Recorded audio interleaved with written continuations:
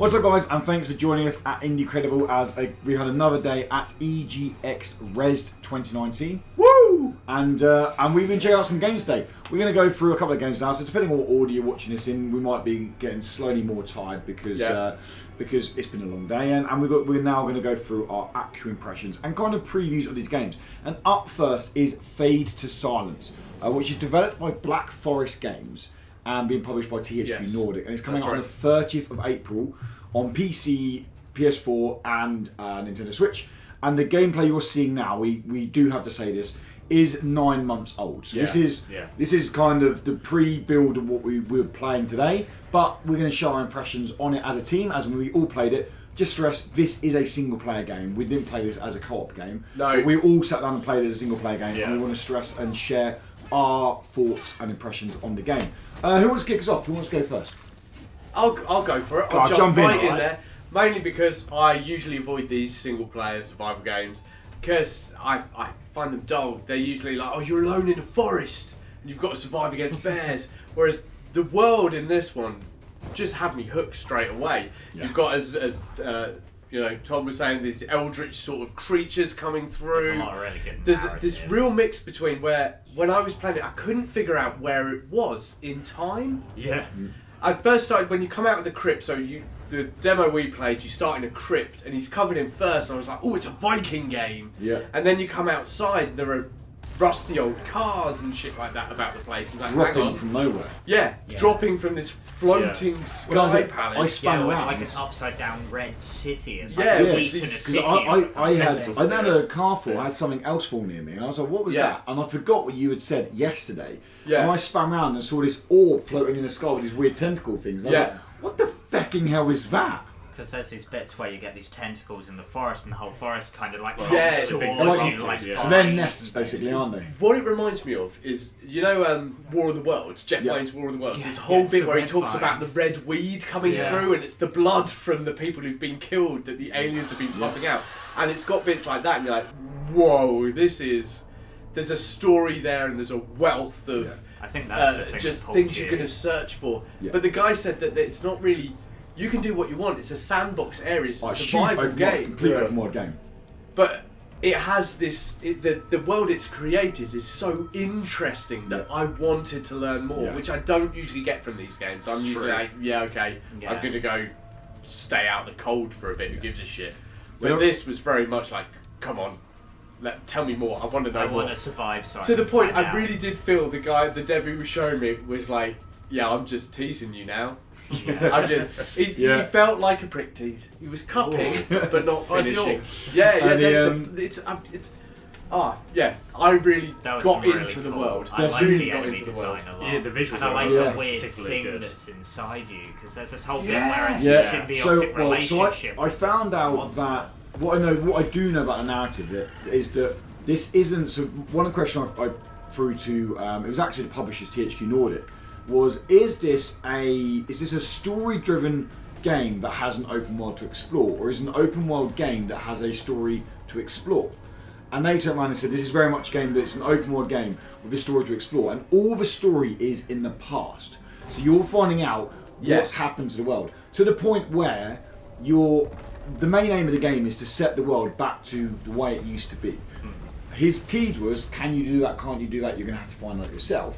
But the main aim is basically after you've explored the world and you've done, I will say, some classic open world things where there's these nests where you clear the nests and they act as kind of patrol points. But they feel different because like you said, you have these kind of veins coming out of the earth, or the world, should I say.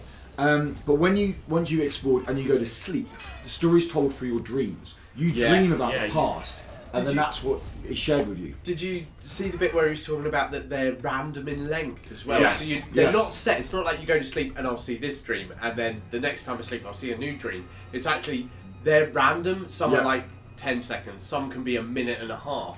Yeah. There's this real weird mix between it, just like real dreams. And he was saying about the fact that sometimes you'll wake up and go, hang on, is that real? Is that a dream? Because of the way they're going to play with the cutscenes. Are any of the dreams said to be interactive in any way, or was it?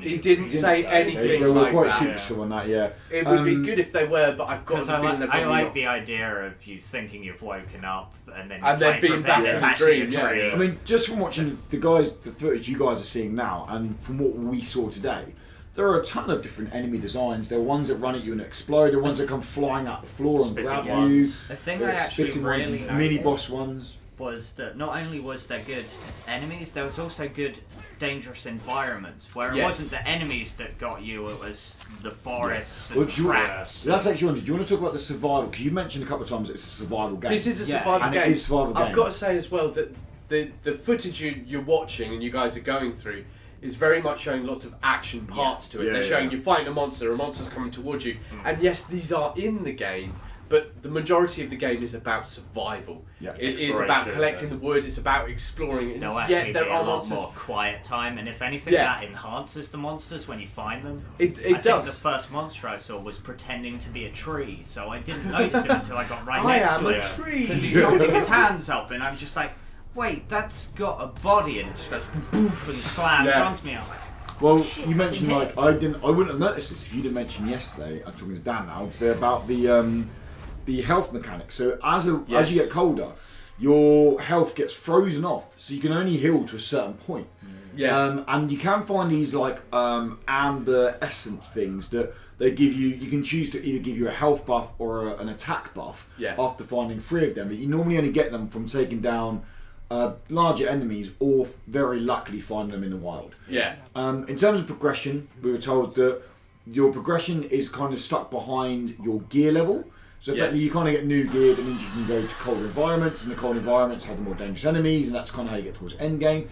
In terms of length, they said that they can't really put a finger on it because they've had one person finish the game completely who isn't a dev.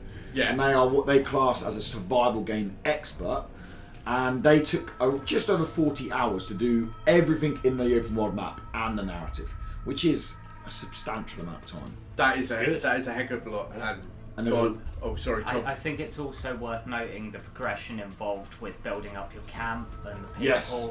And there was a lot of managing your survivors and you need to build relationships. And I think that's what comes back to the fact that it was a survival game. It wasn't. It's not just about surviving yourself. They'll die, and you'll lose what they can do for you. Yeah, exactly. You need to choose to do that. You need to have their respect and and resources are limited. You need to have their respect. You can't just go around and treat them like shit. Well, you really can't. You've got to pander to their needs. There was a moment I had to go talk.